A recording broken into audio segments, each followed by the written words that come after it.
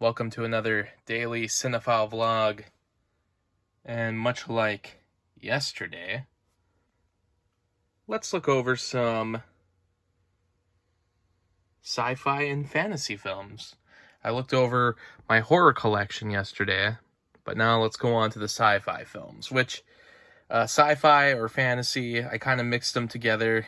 This can be a very odd genre to try and put together, but to the best of my ability, I did it. I mean, I have the Sci-Fi Classics box set right there from Mill Creek. Oftentimes, a lot of those Mill Creek box sets don't really include just the genre that they're talking about. They include some other things. But right next to it is 12 Monkeys. I think a lot of people would agree that that is science fiction.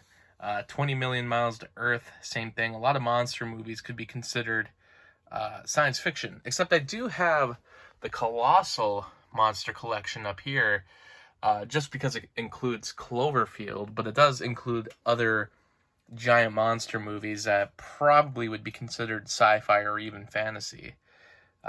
300, for instance, I consider that a fantasy, even though it's based on, sort of based on real events. In a very cinematic way, it is a fantasy movie.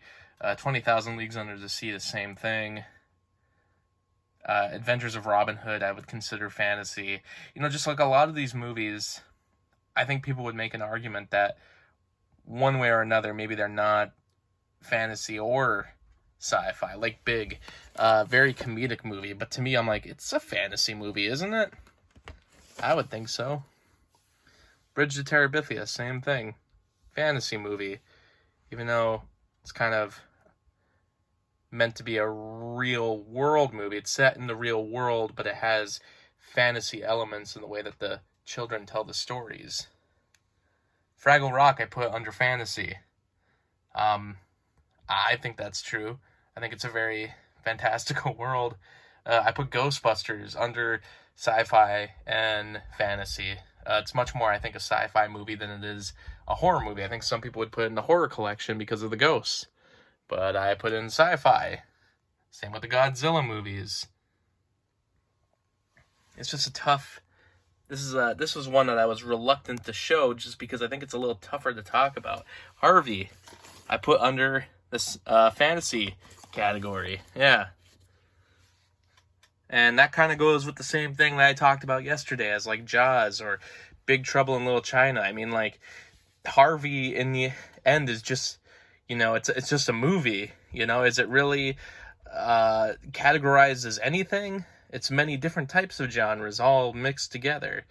I have Return of the King missing there because I actually have it with my Best Picture winners right there, because it did win Best Picture.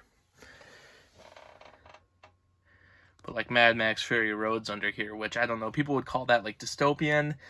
Same thing with the Hunger Games movies over here, which I Am Legend is the same thing, but a lot of those movies I would put under the fantasy sci-fi category as well. I mean, maybe dystopian deserves its own category. Like, I don't know, Meet the Feebles is under here. This is a straight up comedy. This movie maybe this shouldn't be here, but in a way I'm like, it's kind of a fantasy.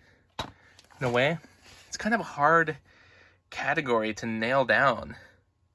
I put the Pirates of the Caribbean movies under here because there's a lot of fantasy elements to them.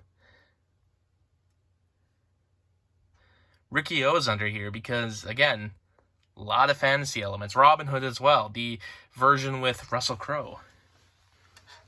I put the RoboCop movies under here because of sci-fi. I know Scream Factory released the sequels, but hey, I do not really consider those horror movies. Same with Short Circuit. I put that under sci-fi. A lot of people would probably say I shouldn't be combining sci-fi and fantasy anyway, but I think a lot of the movies kind of go together really nicely. I think Star Wars is the best representation because it's sci-fi, but it's also, I mean, it's a fantasy. It's a space opera. Maybe I should make a space opera category. Teenage Mutant Ninja Turtles goes under this category. Same with Terminator.